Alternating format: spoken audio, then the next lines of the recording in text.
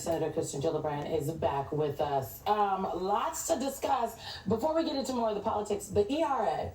So now it's part of the Constitution. It is. Give us the 30-second pitch on this. So what President Biden did is, on behalf of his administration, he has essentially published the Equal Rights Amendment, has told the states, you now have to enforce this law. That should have been done by the archivist in 2020, but he chose not to do it.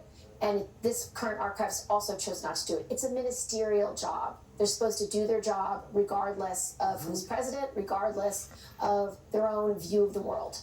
And so President Biden has sidestepped the archivist, has made a public statement that this is now part of the Constitution.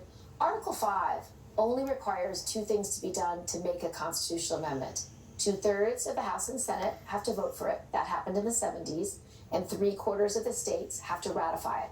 The last state to ratify, the 38th state, was Virginia in 2020. So arguably, this has been part of the Constitution since 2020.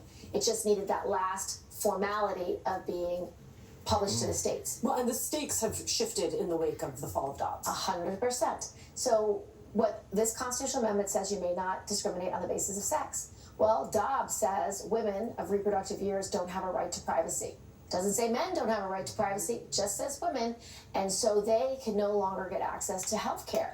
And so, for example, the woman and the man who took their 10-year-old across state lines and were prosecuted because she needed an abortion, they now have a right of action to sue. A woman who's trying to get mifepristone in the mail and has been arrested or being prosecuted, she has a right of action. The husband whose wife died in the parking lot bleeding out because she couldn't get a DNC after a miscarriage, he has a right of action. So any of these reproductive rights related cases, we can now have lawsuits, but we can also have lawsuits about equal pay or a Title IX or any other discrimination in the workplace or in society. They can sue. Now, it is not unusual when we make a constitutional amendment for lawsuits to be filed and people to fight about it. It happened when we passed the 19th Amendment. Tennessee wanted to take away their ratification. They went to trial. They lost. The court supported the 19th Amendment. So now lawsuits will be filed. It will get up to the Supreme Court.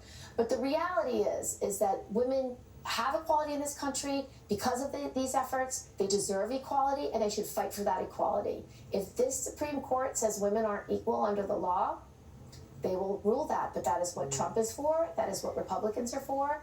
And it will be obvious to the American people that that is mass discrimination against 50% of the American public.